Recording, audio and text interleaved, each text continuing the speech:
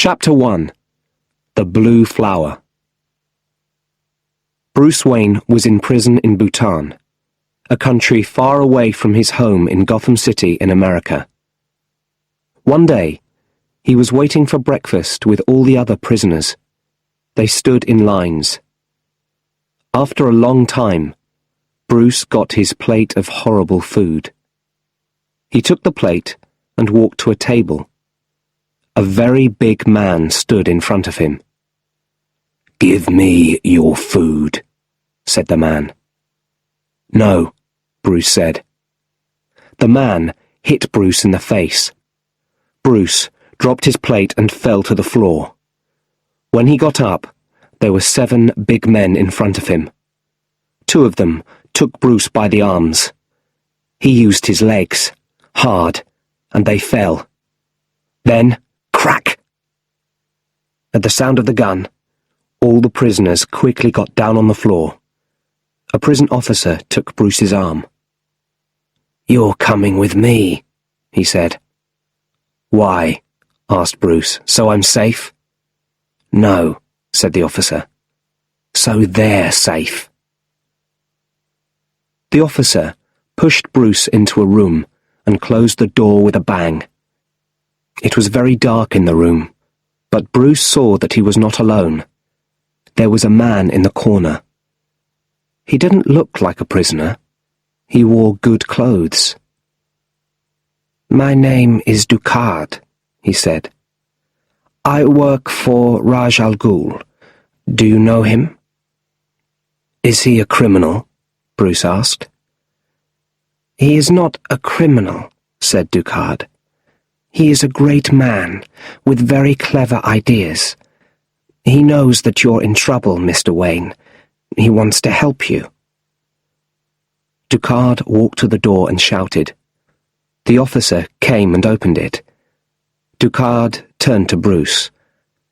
"There is a very special flower," he said. "It grows on the mountain near here. It's blue. Find it and take it to the top of the mountain. There, you will find the answer to your question." "And what is my question?" asked Bruce. "Where am I going?"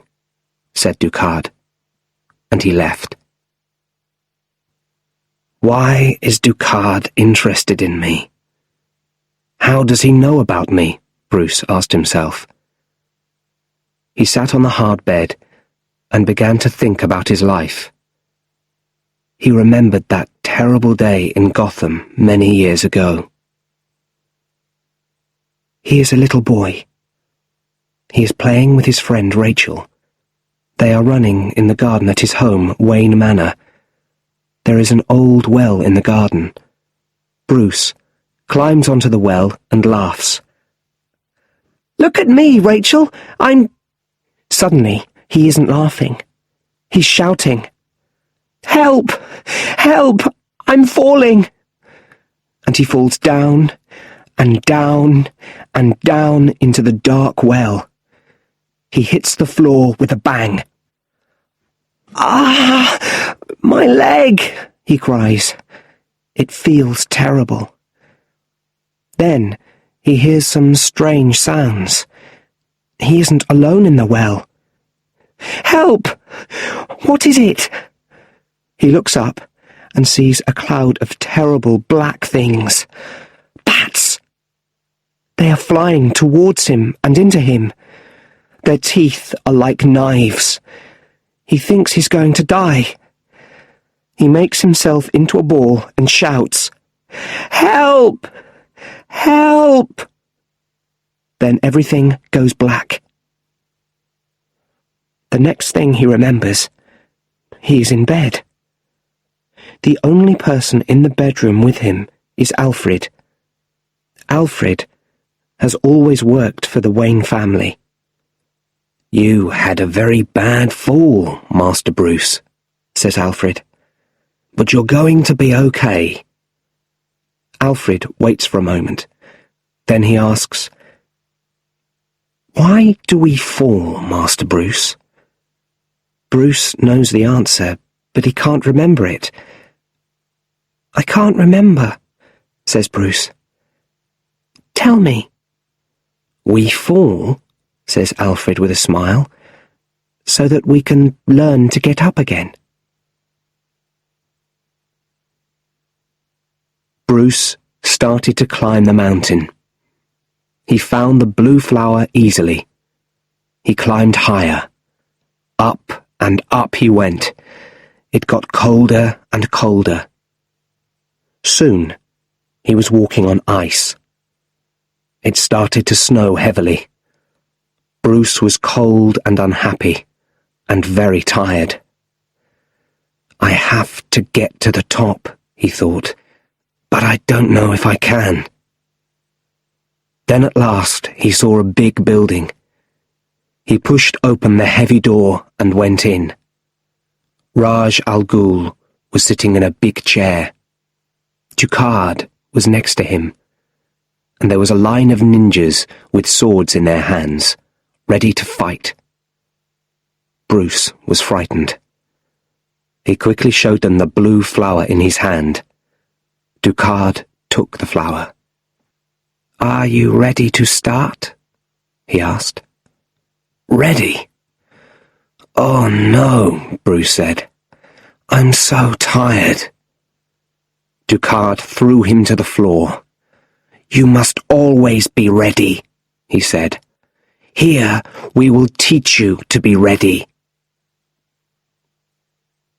One day, Dukhard said to Bruce, "You're not frightened of me, are you, Bruce? What are you frightened of?" "Bats," answered Bruce, and he told Dukhard about the bats in the well. "My father told me something important about the bats in the well. He said, 'The bats flew at you because they were frightened of you.'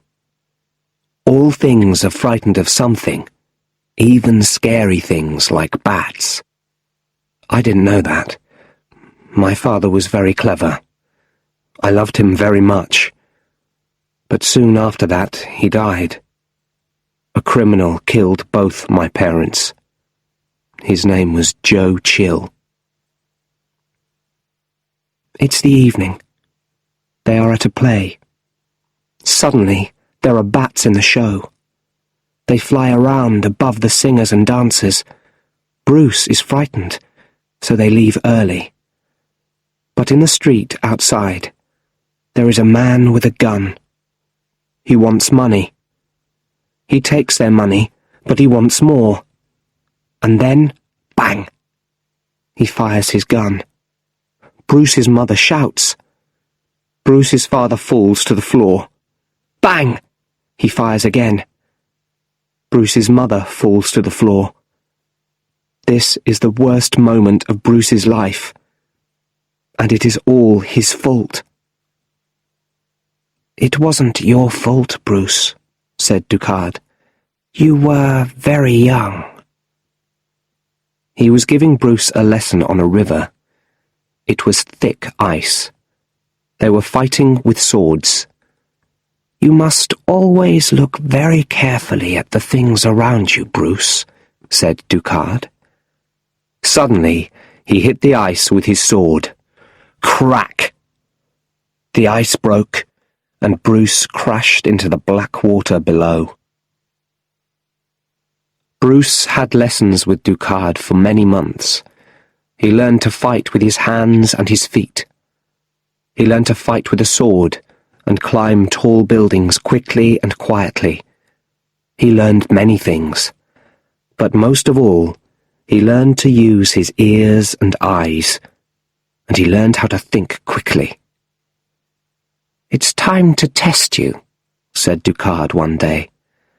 "Today, you must fight all the ninjas."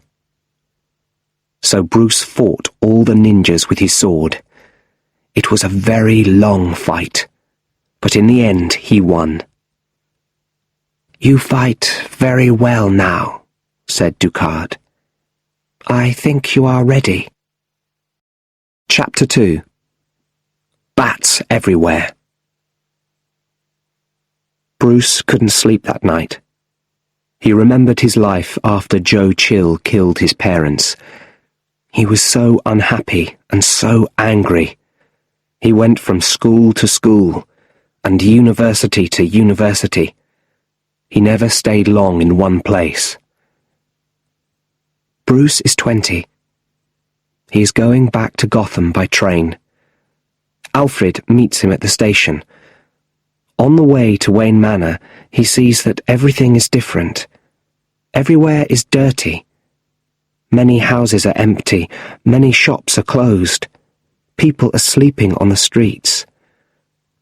"Things are very bad in Gotham now, Master Bruce," Alfred tells him. "But Wayne Manor is still your home. Your father was a great man, and one day you will be a great man too." It is the afternoon on the same day. Bruce is sitting on his bed. Joe Chill will be free today, he thinks. He killed my parents 12 years ago, and today I'm going to kill him. He takes a gun out of his bag. His old friend Rachel comes to the house. She is an assistant district attorney, an important lawyer in Gotham now. "Wow," he thinks when he sees her. "She is so beautiful." They drive to the prison. "Why are they freeing Joe Chill today?" he asks. "When he was in prison, he was in a room with Carmine Falcone, the famous criminal," Rachel explains. "They talked, and he learned lots of things about Falcone. He's going to give that information to the police." They arrive outside the prison. The newspaper people are waiting. Joe Chill comes out. There are police all around him. Bruce gets out of Rachel's car and walks towards Chill. He has his hand in his pocket, on his gun. But, suddenly, a blonde woman pushes through the people. She runs up to Chill. She has a gun in her hand. "Falcone says, 'Hi, Joe,'" she shouts. Bang! Bang! She kills Joe Chill. Joe Chill was dead, but Bruce didn't feel better. It wasn't the answer. Ducard took Bruce's blue flower. He pulled the dry flower into little pieces and made a small fire with it. "Smell your flower now," he said to Bruce. Bruce put his nose near the smoke. The smell was terrible. He suddenly started to remember the worst days of his life.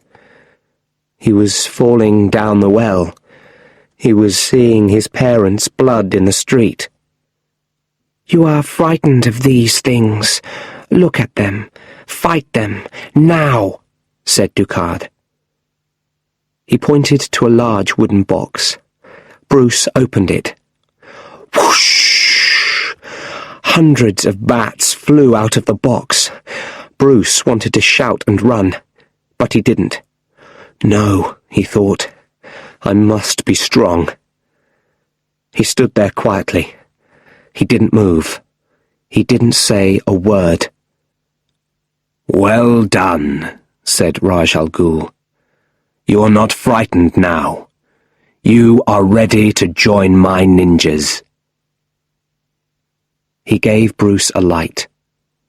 "Take this light and give your life to me." Bruce took the light. "Where must I go with your men?" he asked. "To Gotham," answered Raj Al Ghul. "Gotham must die. You must kill all the people there." "No!" shouted Bruce. This could not be real. "We have taught you many things," said Raj Al Ghul. "Now you must do this for us." "I won't do it!" shouted Bruce. He threw the light on the wooden floor. It broke. A fire started and moved quickly around the room.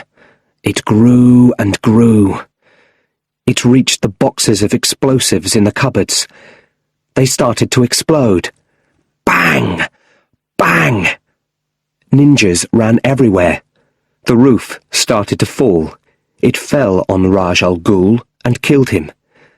As Bruce ran to the door, he saw Ducard's body on the floor. He wasn't dead. Bruce pulled Ducard out of the building and into the snow. He pulled him down the icy mountain. Ducard was very heavy. Once, he almost fell over the edge of the mountain, but Bruce saved him. After some time, they came to some houses. Bruce left Ducard with an old man there. "You saved his life. I will tell him," said the old man. "Where are you going?" "I'm going home," said Bruce. Bruce walked down the rest of the mountain. He phoned Alfred. "I need you, Alfred," he said. "Please come and get me." Alfred flew to Bhutan, in the Wayne family plane, and took Bruce back to Gotham. He told Bruce all about the terrible changes in Gotham. Carmine Falcone was the crime boss in the city now. Everyone was frightened of him. And William Earl sat in Bruce's father's chair at Wayne Enterprises, the Wayne family business in Wayne Tower. "Bruce Wayne is dead," Earl told everyone. "I'm the boss now."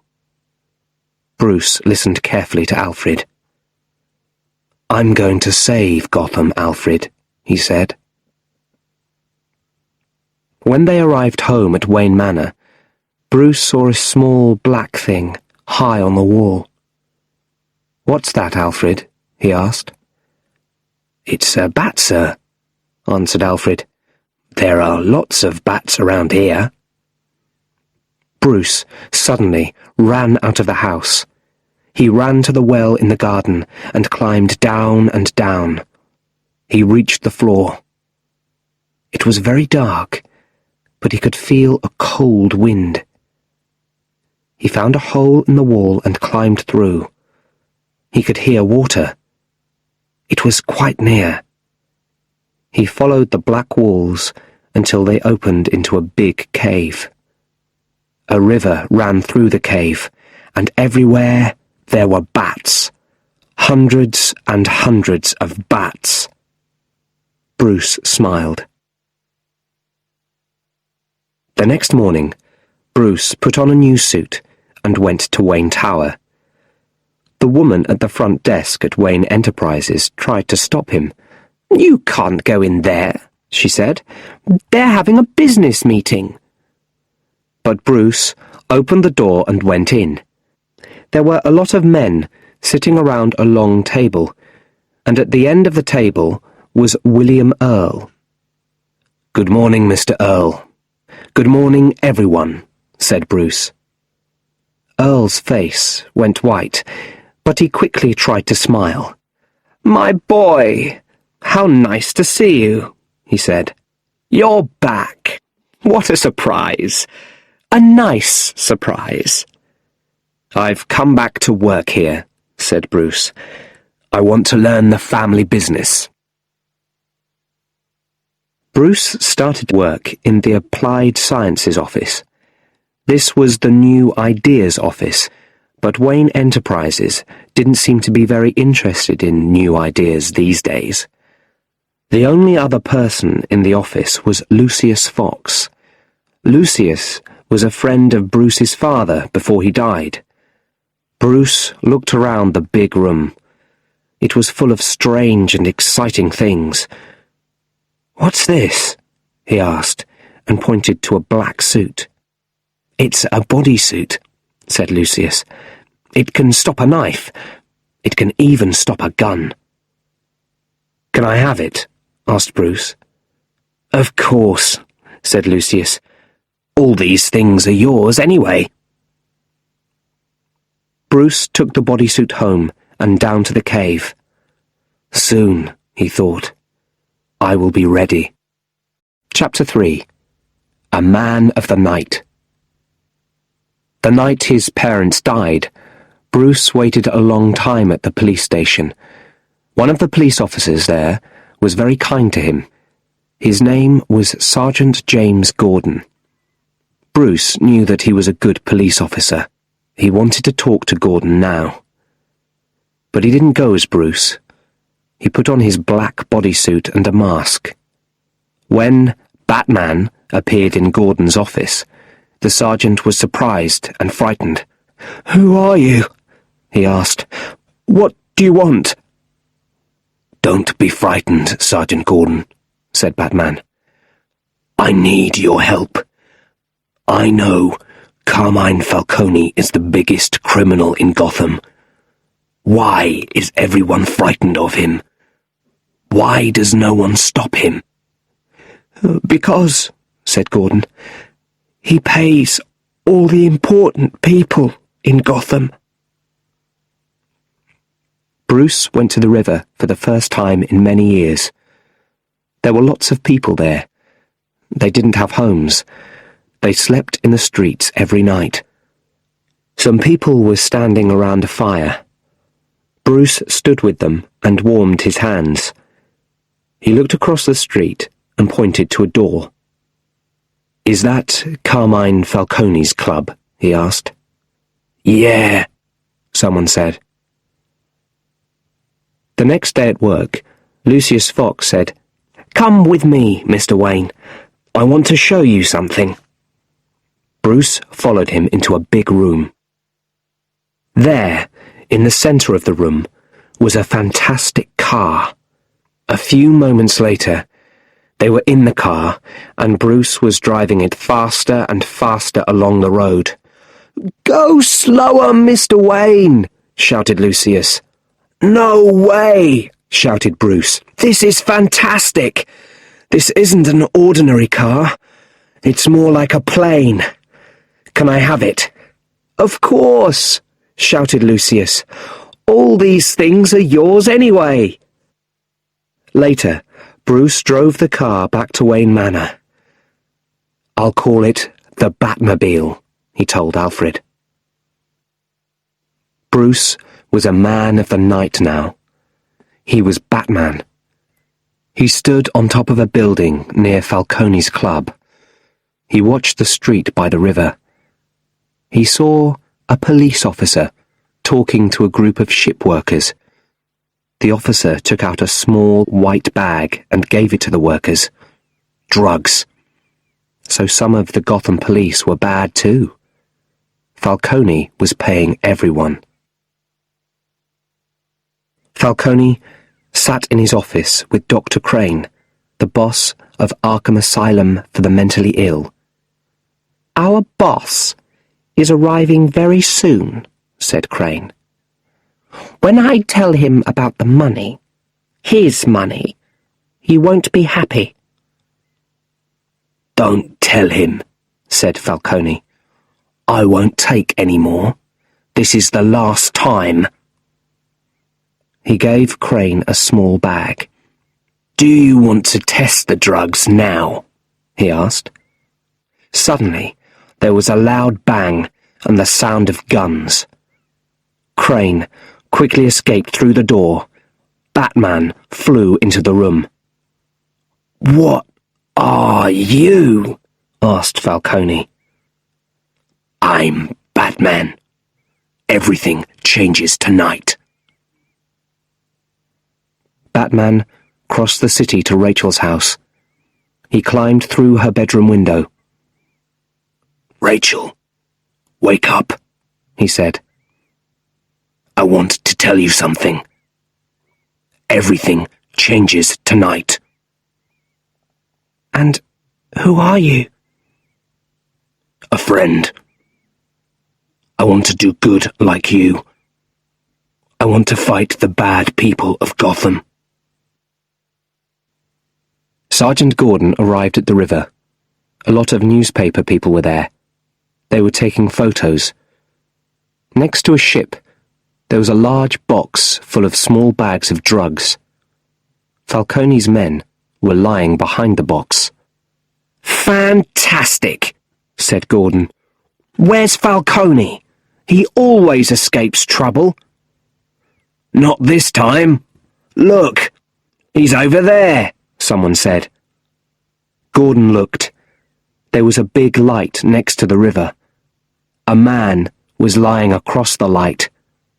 He wasn't moving. It was Falcone.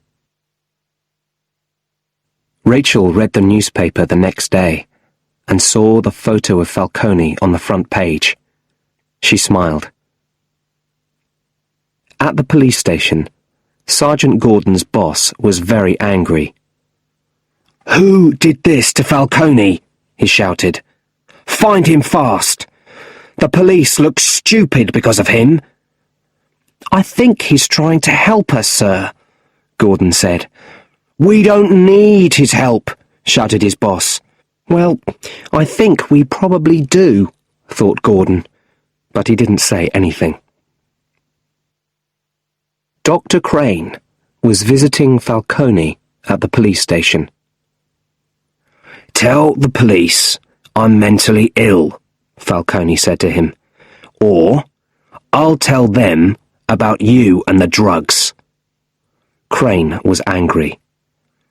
"What do you know about me and the drugs?" he asked.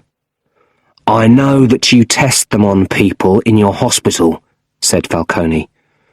"I know the boss is planning something big." "Would you like to see my mask?" said Dr. Crane suddenly. "I use it in my tests. People are very frightened of it. They don't like it at all." He opened his bag and took out a horrible mask. He put it on. "How do I look?" Whoosh! Suddenly, white smoke came out of his bag.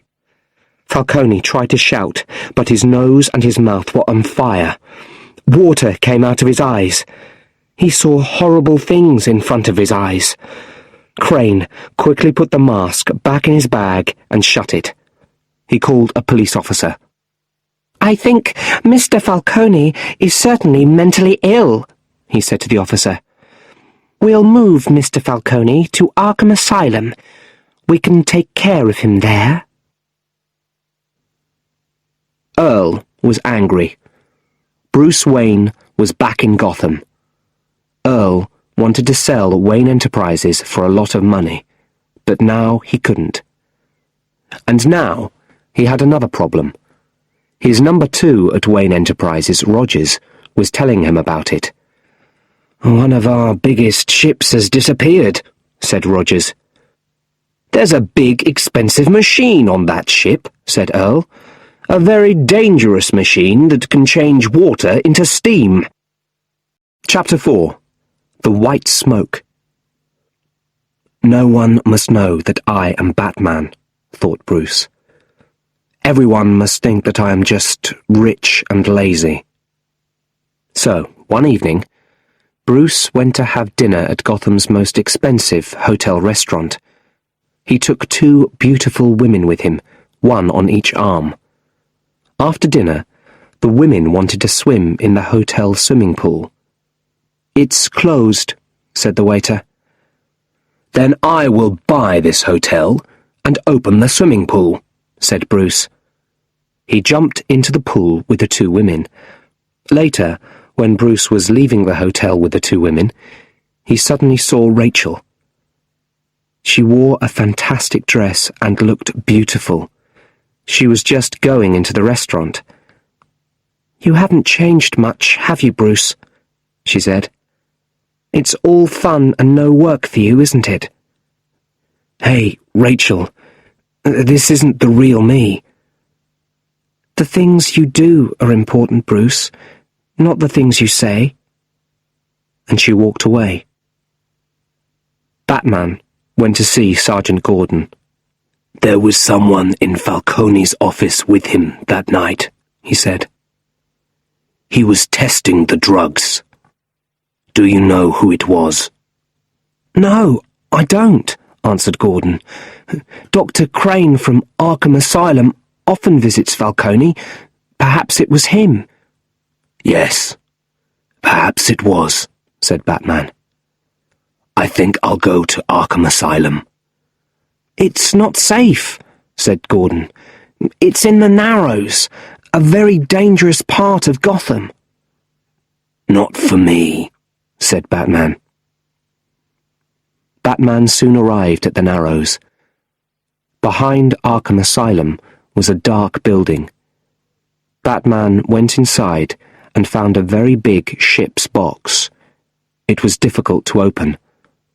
At last, he was able to push open the top. Inside, there was a machine. It was the size of a big car. Batman read the words on the box.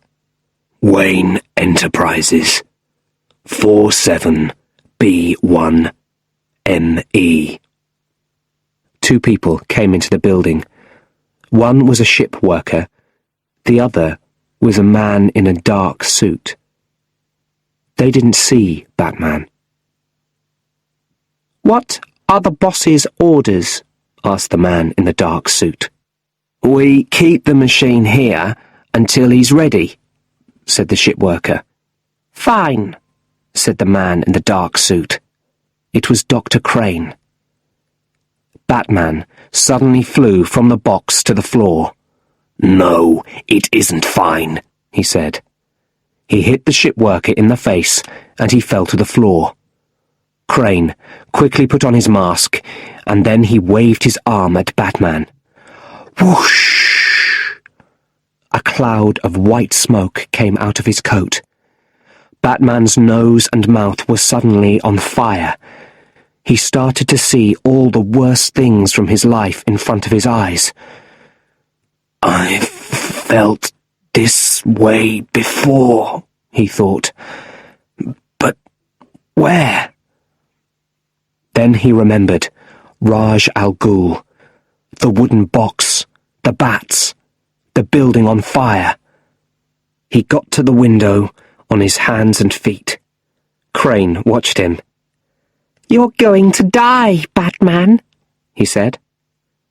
Batman climbed slowly through the window, up the wall and onto the roof.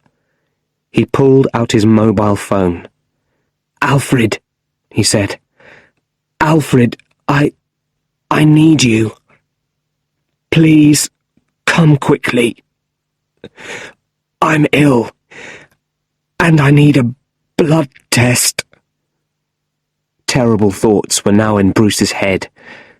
He was at the show, the bats, his parents, a gun, blood in the street, and then nothing.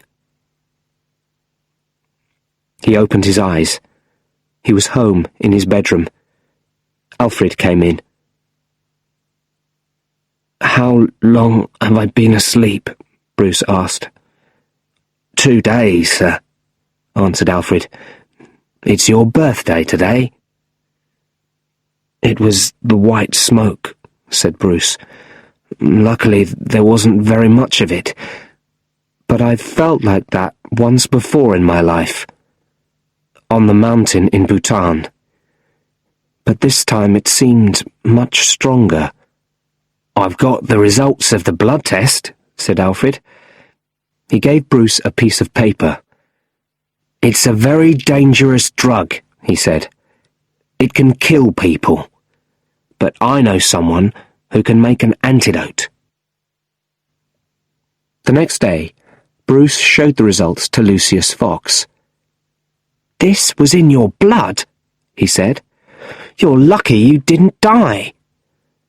Yes, I've been very lucky, said Bruce. Can you make an antidote? I think so, said Fox. But it won't be easy. One more thing, said Bruce. Do you know what Wayne Enterprises 47B1ME is? No, I don't, said Fox. But I can probably find out. Sergeant Gordon went to see Rachel. Will Falcone go to prison this time? He asked her. I think so, said Rachel. It's in all the newspapers. Batman came to see me, Miss Dawes, said Gordon. He asked for my help. Yes, I know, said Rachel. He came to see me too. We're working with a man in a mask, Sergeant Gordon. Perhaps he's dangerous. I don't think so, said Gordon. He's done lots of good things already. The door opened and Bruce Wayne came in. Oh, sorry, he said. I'll come back later. Gordon knew Bruce Wayne from the newspapers. It's okay, Mr. Wayne, he said. I was just leaving. He went out. What do you want, Bruce? Rachel asked angrily. I want to invite you to a party tonight, he said, and to say I'm sorry. Rachel smiled. She could never be really cross with him. Where's the party? It's at home, at Wayne Manor, he said. An officer opened the door. They've moved Falcone from the police station to Arkham Asylum, he said. Who decided that? Asked Rachel. The boss there, Dr. Crane. Rachel quickly put some things into a bag. I have to go, she said to Bruce, and I don't think I can come to your party tonight. I'm sorry. She opened the door and turned to Bruce. Happy birthday, Bruce, she said. Chapter 5. Raj Al Ghul is dead. Rachel was in Dr. Crane's office at the asylum. Batman was listening outside the building. Falcone is just going to prison when he suddenly becomes mentally ill, said Rachel. Isn't that a little strange, Dr. Crane? Would you like to see Falcone, Miss Dawes? Then you'll be able to decide for yourself, said Crane. Come with me. I'll show you. Falcone lay on his bed. He couldn't move. Mask! Mask! Mask! He was saying. You've given him drugs, said Rachel. Yes, of course, said Crane. We give drugs to all our people here. It's a hospital. The police doctor must see him and do some blood tests, said Rachel. I'm going to call him right now. Very well, said Crane. Come this way. They went down some stairs and came to a door. It had an electronic lock. Crane put some numbers in, and it opened. They turned right and walked to a large room. There were hundreds of small blue bags on the tables. People in white coats were working at the tables. We make our drugs here, said Crane. Rachel turned and ran. She got to the door, but Crane had locked it again. She pushed different numbers. Nothing happened. Suddenly, a horrible masked man appeared next to her, and then a cloud of white smoke. Rachel lay on a table. Who knows you're here? Shouted Crane. I want to know before I kill you. What do we do now? Asked one of the men. Call the police, said Crane. You want the police here? Asked the other man. He was surprised. Batman's here, said Crane. I'm sure of it. The police will catch him. Suddenly, a black thing flew at them and hit the two men.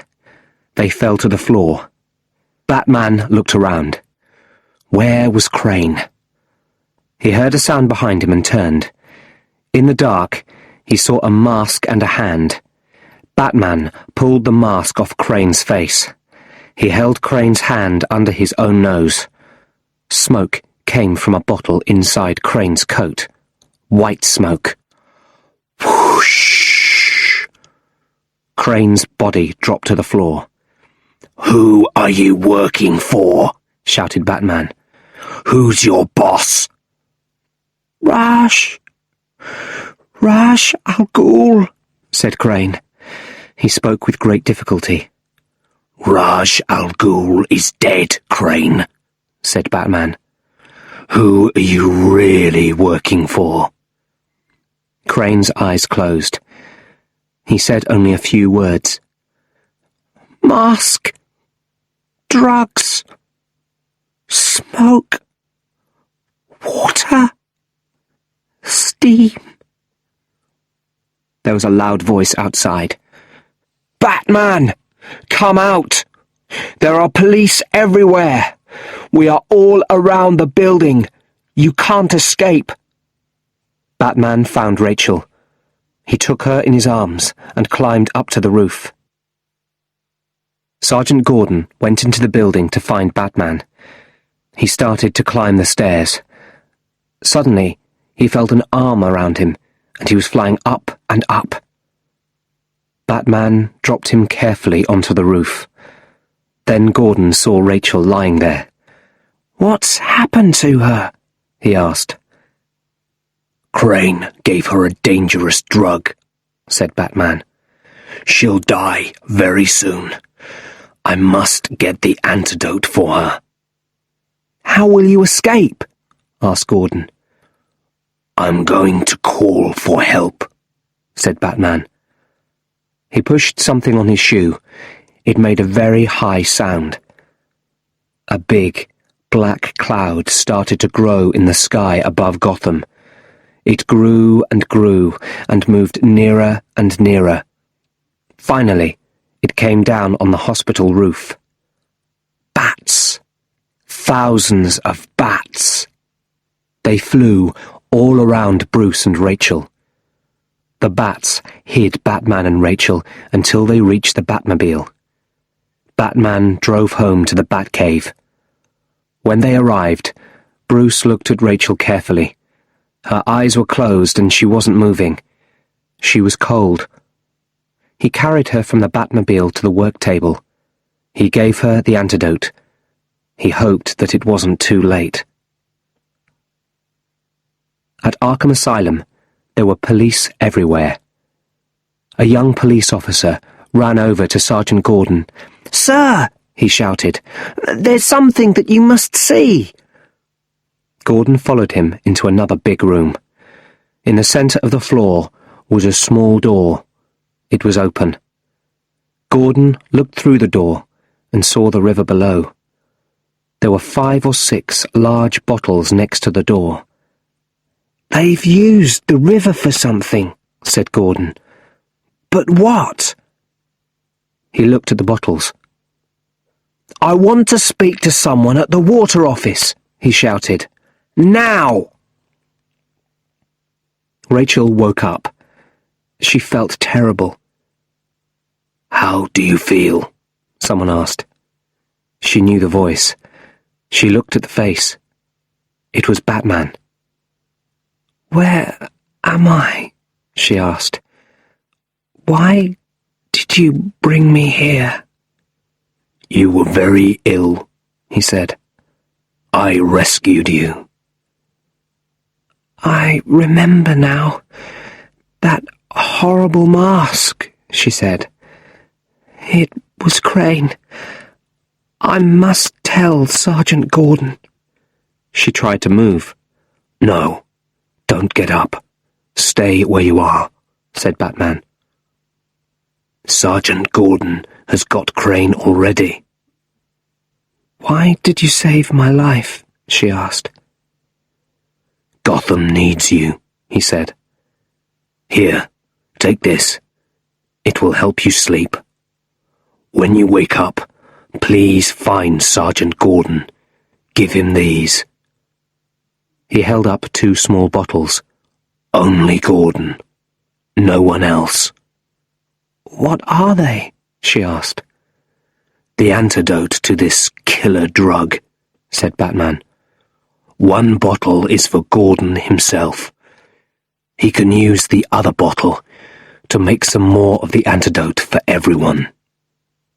"Crane wasn't the boss. He was working for someone else," Rachel said. "Something Al Ghul." "Raj Al Ghul," said Batman. "No, it's not Raj Al Ghul. He's dead. I was there when he died." But Rachel was asleep. Chapter 6. A Surprise Guest. In the empty workroom, Sergeant Gordon was talking on the phone. "Someone has put a dangerous drug into the city's water," Gordon said. "Well, we test the water every day," answered the man from the water office, "and today's results seem fine." "Perhaps it's safe to drink, but dangerous to smell," said Gordon. "That's possible," said the waterman. When he finished his phone call, Gordon saw the large ship's box. "What's that?" he asked. "Let's open it." They got the top off and found a machine. "Oh, it's bigger than a car," said an officer. "What does it say on it?" "Wayne Enterprises, 47B1 ME, Gordon read. "What does it do?" asked an officer. "I've no idea," answered Gordon. "But no one must go near it, okay?" Bruce left the cave and went up into the house. Everyone was having a great time at his birthday party. When he appeared, they all sang, "Happy Birthday to You." Bruce walked around saying hello to his guests. Finally, he found the person he wanted, Lucius Fox. "That machine," he said quietly. "Have you found out anything?" "Yes, I have. It can change water into steam," Fox said. Bruce thought for a moment. "So, you could put a dangerous drug in the water," he said, "and then you could change the water into steam and kill everyone in the city.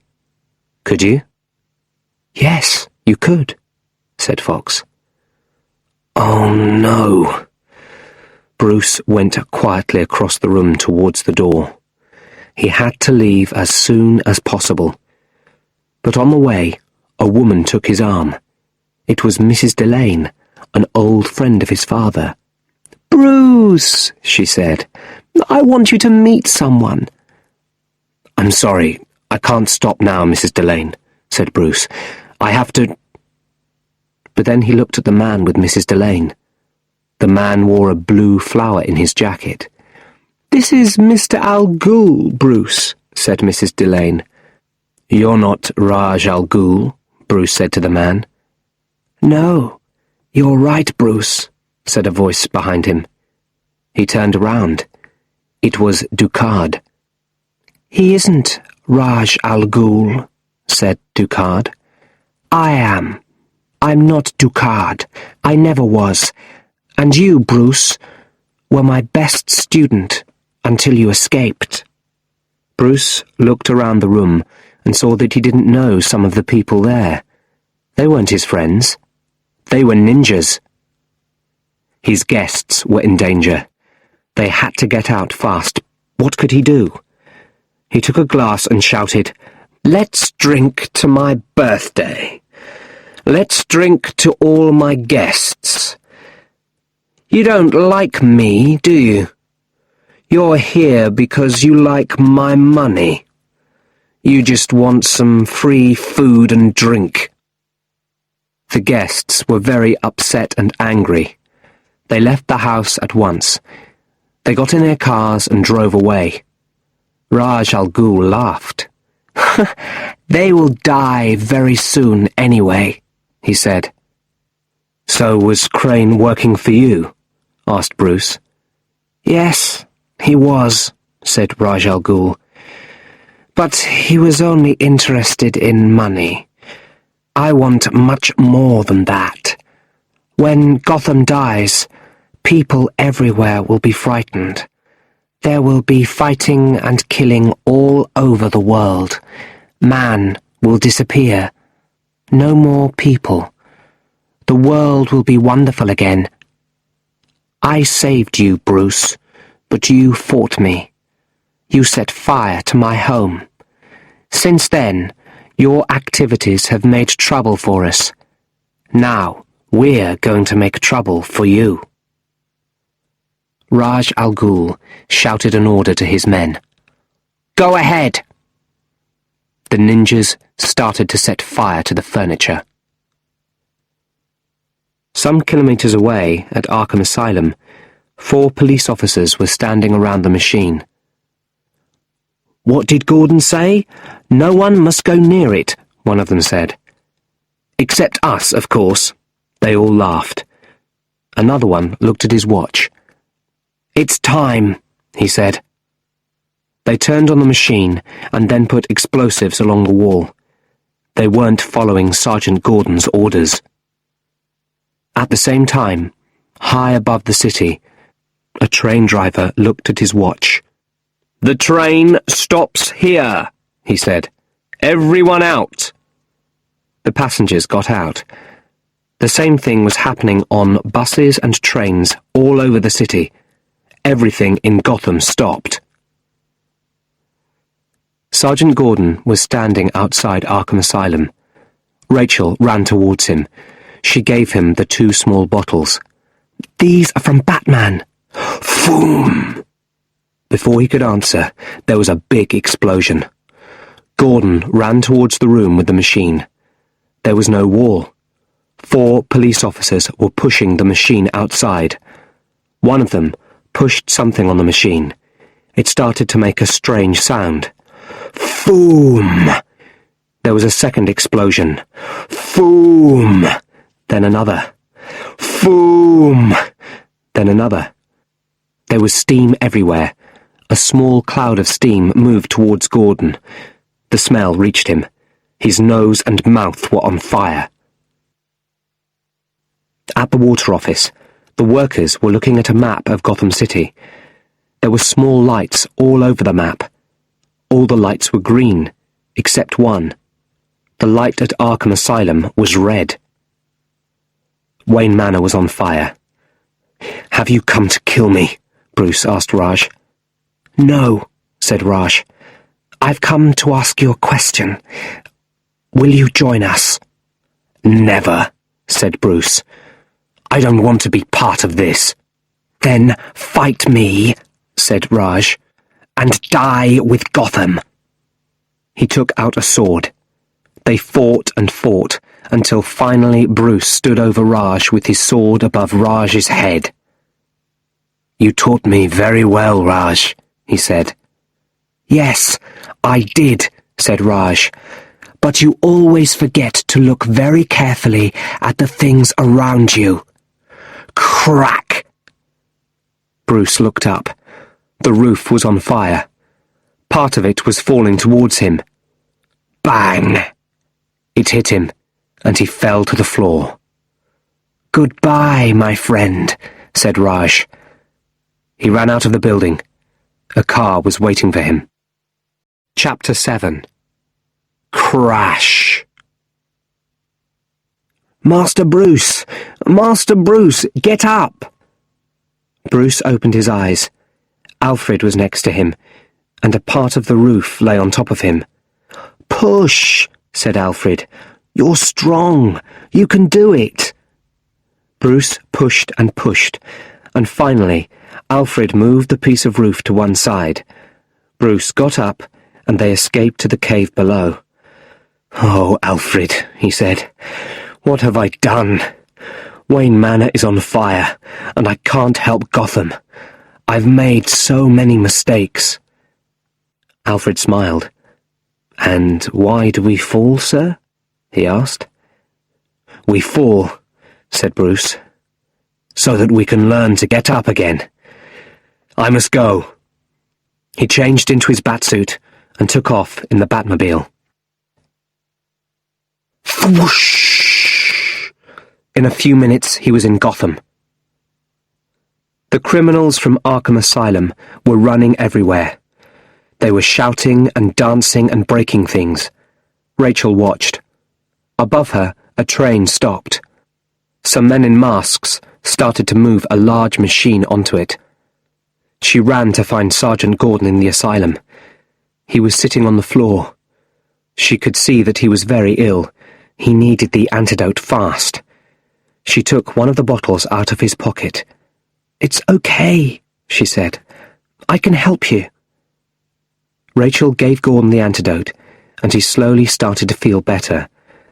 The people from the asylum were shouting and coming nearer.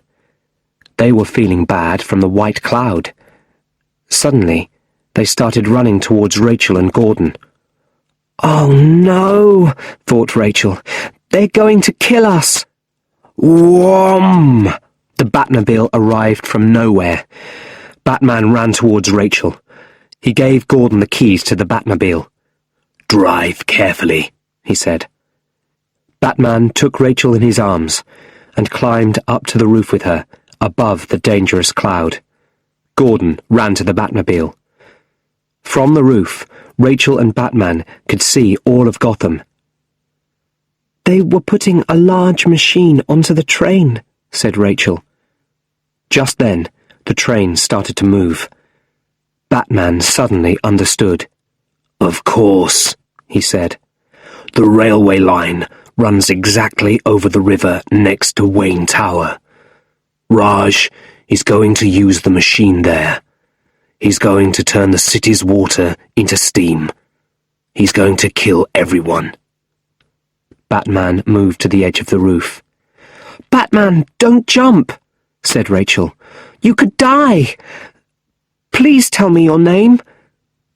"The things I do are important, not the things I say." "Bruce? Bruce!" shouted Rachel. But Batman couldn't hear. He was flying down. He landed on the roof of the train and held on. Bang! Bang! Bang! People inside the train fired guns through the roof. They hit Batman 3 times. He fell off the roof. The ninjas in the last car of the train looked out of the window. First, they looked up. No Batman. Then they looked down. Batman was still there. He was hanging from a long line, flying from side to side under the train. On the street below the train, there was a ninja in the back of a green car. He was pointing his machine gun at Batman. Gordon came around the corner in the Batmobile. He was driving very fast. Kazam! He hit the green car. It crashed and exploded into a ball of fire. Batman climbed up the line to the train. He got into the last car and finished the ninjas there. Then he went to the front of the train. When he reached the first car, Raj turned. His mouth opened. "You!" he said. He took out his sword and ran at Batman. Batman quickly moved to the front edge of the train. Raj lifted his sword over Batman's head. Batman held it and broke it in 2. The train was moving nearer and nearer to the center of Gotham. It was moving nearer and nearer to Wayne Tower. "I must stop the train," thought Batman. He reached out of the front of the train and threw Raj al Ghul's sword under the wheels. There was a terrible noise. Raj threw himself onto Batman and put his hands over his mouth and nose. Batman couldn't move. Everything started to go black. "Now you're really frightened, aren't you?" said Raj. Batman looked into Raj's face. He saw the end of the world there. That made Batman angry. And when he was angry, he was strong. He suddenly pushed hard against Raj and flew out of the train and into the sky. Raj looked up in surprise and anger. Then he was very frightened. The train was going to crash in less than a second. It came off the railway line and fell down and down. And then, crash! It landed in the car park in front of Wayne Tower and exploded into a ball of fire. Soon, all the bad guys were in prison or out of a job. The people of Gotham began to build their great city again. Everyone wanted to work together now. William Earl walked into his office the day after the train crash. He found Lucius Fox behind his desk. "What are you doing in my office?" he asked. "It's my office now," said Fox happily. "I'm the new boss of Wayne Enterprises." "Who says?" Earl asked. "I say," said Bruce from behind Earl. "It's my business. Goodbye, Mr. Earl." There were builders at Wayne Manor. They were slowly and carefully building a new house, exactly like the old one. Bruce went to the old well in the garden. He put a big piece of wood across the top. Rachel was there with him. "I fell down this well a long time ago. Do you remember?" he asked her.